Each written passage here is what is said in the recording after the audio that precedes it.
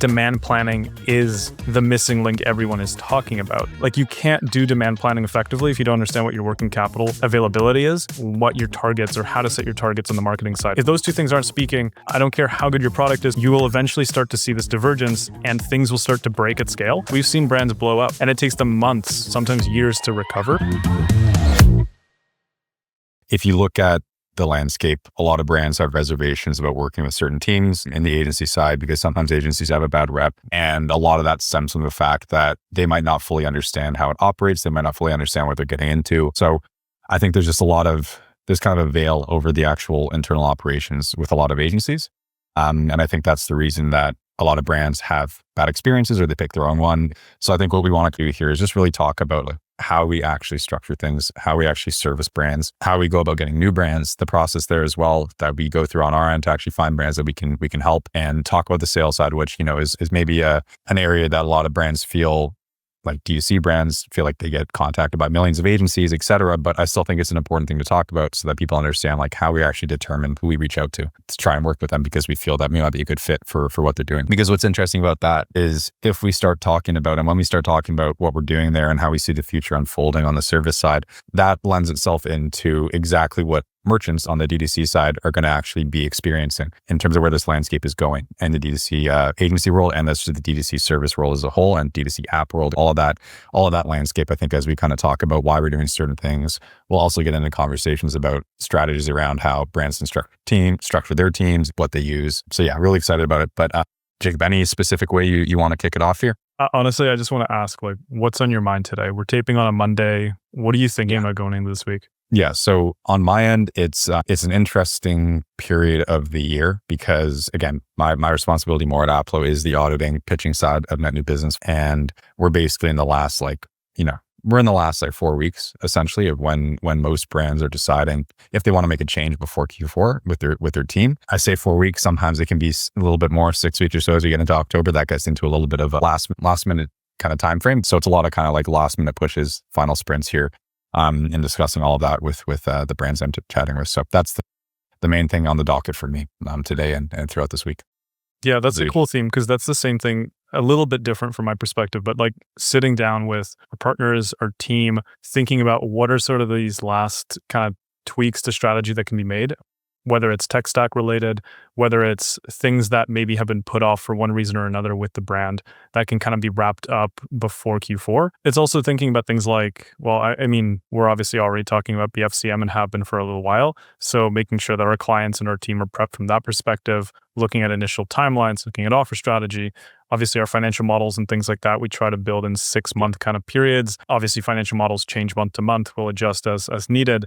There's a lot of those conversations. I think on the financial modeling and forecasting side, one thing that for me is obviously top of mind is just demand planning and everything new that we're doing there for our brands. We've been doing demand planning for some of our clients for a few years at this point, but I think the scope and number of clients that we are working with in that capacity, we expect to only go up. I think that's where my focus is going. But there's a lot of these different things. It's like you said, we're in that last mile of getting everything lined up for a really, really busy quarter. And it's just kind of going through the checklist of do we have this? Do we have that? Are brands prepared in this way? Are we as optimal as possible? I think one thing would be cool to touch on the demand planning side is why we're actually doing that and why we're getting more into demand planning. Because from our perspective, running Aplo, there's always constant decisions of okay, what do we expand to next from a service standpoint? What do we layer in? What's going to actually provide the most value to our clients? And there's obviously multiple ways to look at it when you're running, a service-based business like ourselves. You can release something that is just going to have a very high take rate. Maybe it's low lift, but it's something that everybody's going to jump on board with. So you can look at something that way, or you can look at something another way where it's going to have tremendous value. It's a blind spot for a lot of brands. In terms of how they currently operate. But yeah, there's kind of two ways that you can look at different things, different initiatives that you deploy. But I think on the demand planning side specifically, I think that'd be cool, Jacob, if you maybe want to give some insight. And what does that look like? A few years ago, we started with financial modeling and forecasting. And the reason that we started with it was because brands needed a framework to think about growth and planning that connected the marketing piece with the financial outcomes they wanted for their business. So when we assumed that responsibility on behalf of the brands. It was because we had what we and our clients believe to be the best lens into what is possible to achieve certain financial outcomes, at least as it pertains to the D2C side. But not exclusively. We'll model in other channels as well, Amazon, if there's wholesale, etc. Demand planning is really, I don't want to say it's an extension, because it's more like the bridge between the financial piece and the marketing piece, really. That's how I look at it, at least. And I think that's how a lot of our brands and our team think about it. I think demand planning is the missing link everyone is talking about. Let's talk about the function of marketing versus the function of finance within an e-commerce company. We, on the marketing side, have a lot of control over the revenue piece. We have a lot of ownership over the revenues and the outcomes. Specifically, again, everything I'm saying, let's assume is D2C. But we own those outcomes. We own what the efficiency can be, how we can influence that efficiency to improve it, how we plan and budget around things like new customer acquisition, how we forecast and ensure through channels like email and SMS that we're meeting our targets on the returning customer side, product strategy, offer strategy, all this sort of stuff, right? Those are all things that we own and work alongside our brands to do. But there's a lot of inputs that are often missing that we need to rely on our financial partners for. So whether it's the brand, whether it's a fractional team, for example, a fractional CFO team, a bookkeeping team, someone needs to provide the marketing team with inputs that we can trust, that when the gross margins are X, we know that these are actually true. When we're looking at a P&L, we know that this P&L has been broken out and done so in a way that's accrued properly, and we don't have these kind of like blind spots that we're going into a financial model with.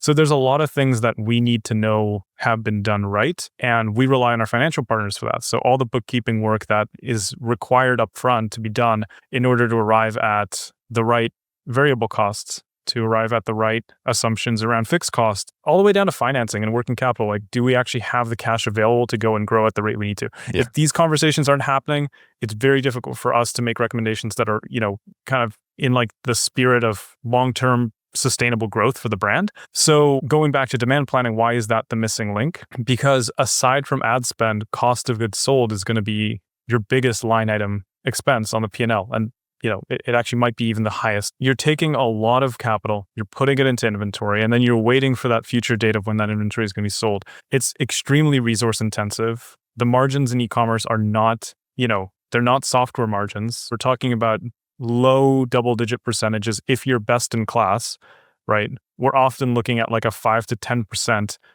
kind of all things taken in net margin for the business. And again, that depends how quickly you're growing. If you're really, really growing fast and you're reinvesting a lot of that into ad spend and trying to keep up with POs to meet that demand, man, it's a lot of cash. And it's, to do that without any lending, like you need to have an amazing LTV. So anyway, I think I said a lot there, but demand planning is the missing link. You need to have a relationship between marketing, product, and by product, I mean inventory, and financial controls. Like, you can't do demand planning effectively if you don't understand what your working capital availability is.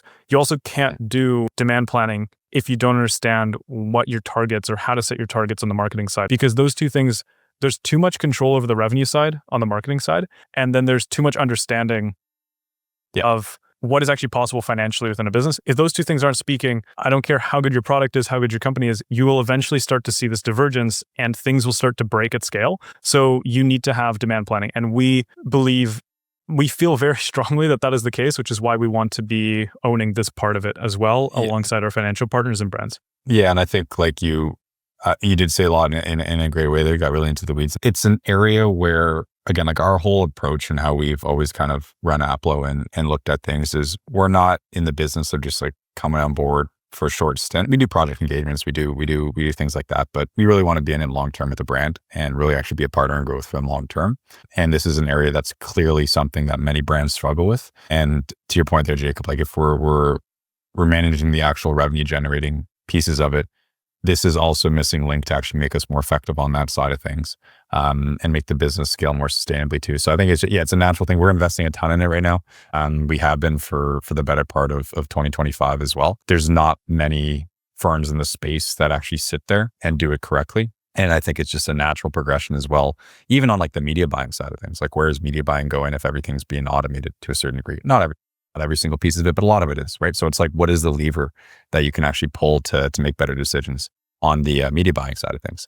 And that's where you get into the actual demand planning front. So yeah, you and I, Liam, had a conversation with a friend of ours, like privately. It was basically the idea of what does new customer acquisition sort of look like in yeah, 2026 and beyond? If Meta actually goes as far as, because Meta's stated goal is we're going to automate everything by 2026. So all the media buying is going to be automated. We can debate what that means, but I'm going to take Meta at their word that, if we continue on this current trend, the platform is more autonomous and the targeting is better and better, and it's less human operated, let's say.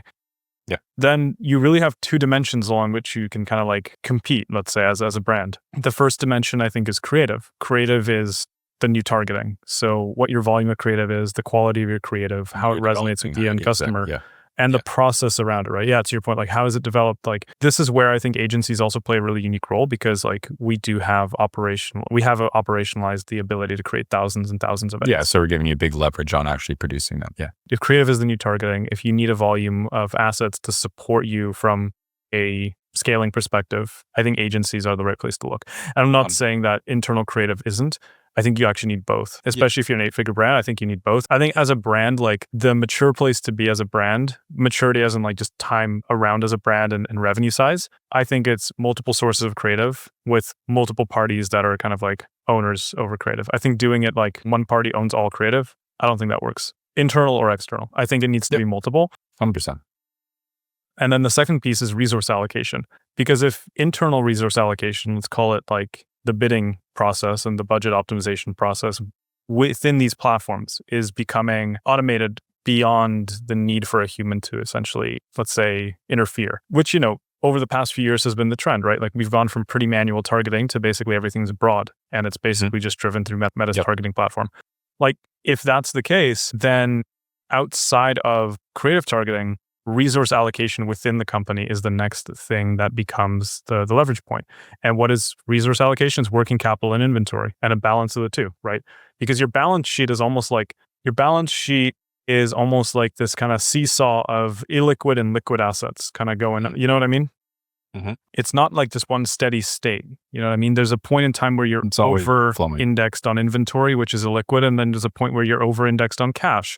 And depending on how quickly you're reinvesting into growth and into inventory, you kind of start to see that thing kind of like, the frequency at which this balance occurs like increases. But anyway, without going on a tangent, resource allocation is really the next piece. So making sure you have the financial controls in place, you have the forecasting in place, you have the ability to predictably say like, I will hit this target, or at least I know these scenarios and I know what will happen if these scenarios take place and how to plan resources against that. It's hugely important. Yeah. We've seen brands blow up, with not having this done right. And it takes them months, sometimes years to recover. Yeah. And then it's like, oh man, like why didn't I have these financial controls in place? Yeah. And everybody, like, again, you mentioned at the beginning, we've worked with over 100 brands, audited hundreds of them, spoken to hundreds and hundreds of them as well. And it's an area that is like a reoccurring blind spot for many brands. So I think, really excited that we're really pushing into that. But that's top of mind for you this week, Jake, I guess then is working on what we're focused on there. Yeah. I mean, in a few minutes here, I'll be on with our engineering team. We're obviously doing a lot of this through software. We have an internal tool that we built, Alan. So we're very excited that that's supporting our merchants in this, in this process. Yeah. I mean, I'm super excited about it. That's top of mind for me. Yeah. Has been for most of the year, I'd say, with, different priorities kind of coming in and out. But I could say that what I just said summarizes my year, basically, where my head's at. Yeah, no, I think it's been a good kind of initial discussion, initial ramble on the series that we're going to be doing here. But excited to kind of lift the veil a little bit more on what we're doing at Aplo and just give some insight into like the structure, how we deliver the service we do to clients, what we're working on, and just give really, really great transparency into how we operate things. I think we got the pod there. It's awesome. Nice.